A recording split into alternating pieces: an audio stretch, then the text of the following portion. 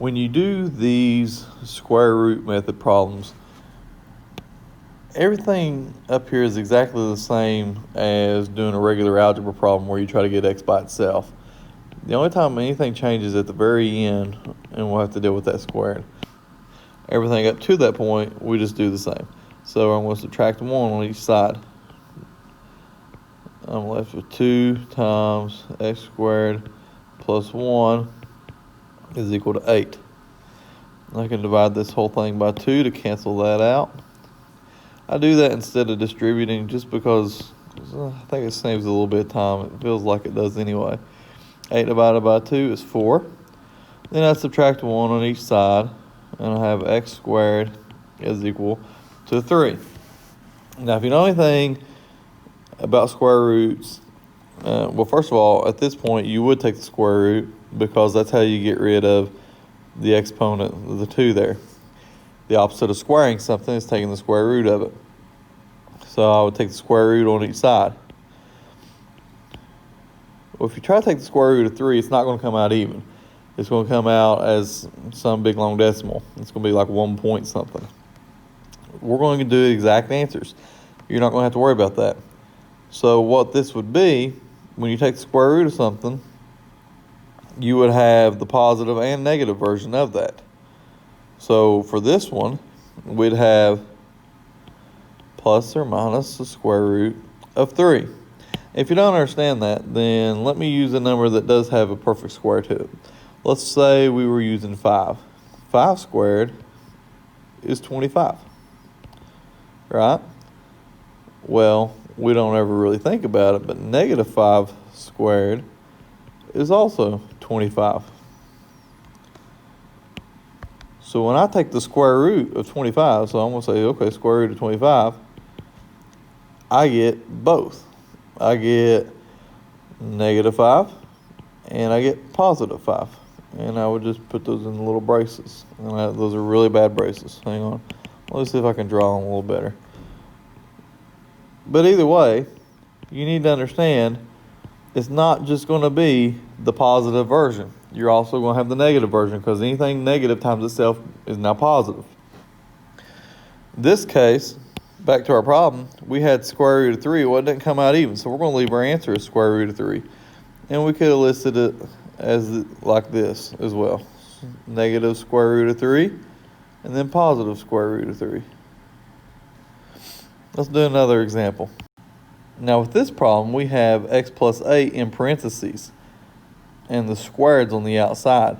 So we can't get rid of everything before we take the square root. We'll have to get down to just this parenthesis left on one side and then take the square root of the whole thing to get rid of that squared.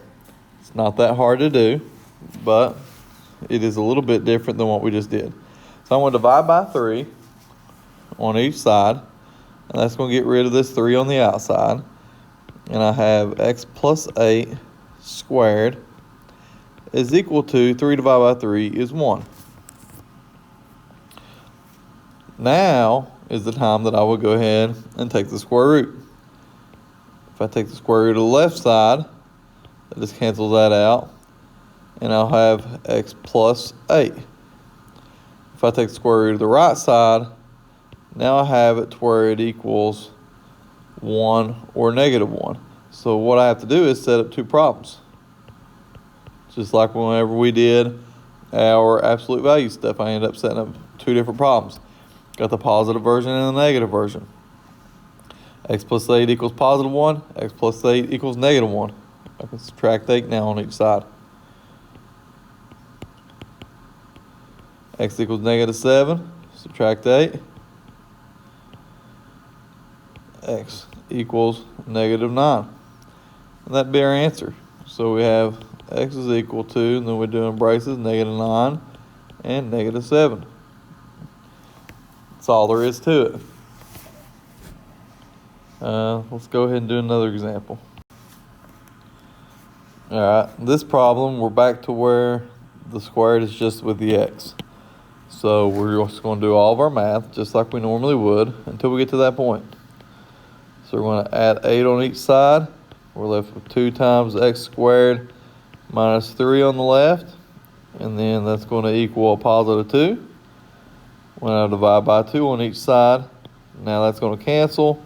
I'm going to have x squared minus 3 equals 1. And I did it again. I didn't need the parentheses. I left them in there. Let me rewrite this. At this point, we'd add 3 to each side. And we have x squared is equal to 4. Now, if you know what the square root of 4 is, again, you probably only think about it as the positive version. I take square root on each side, x squared, the squared gets canceled out. It's just left with x.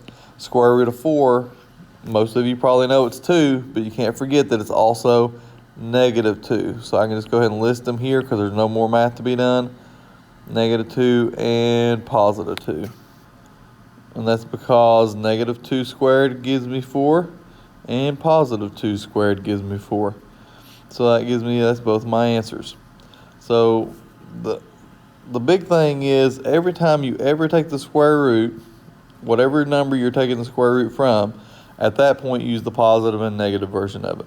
Whether it be like we had on the problem before where you had a binomial left on the left side equals a positive and negative version of it, or whether it be, you know, the very last step. At the point you take the square root, you got to look at having 2 answers on your right side.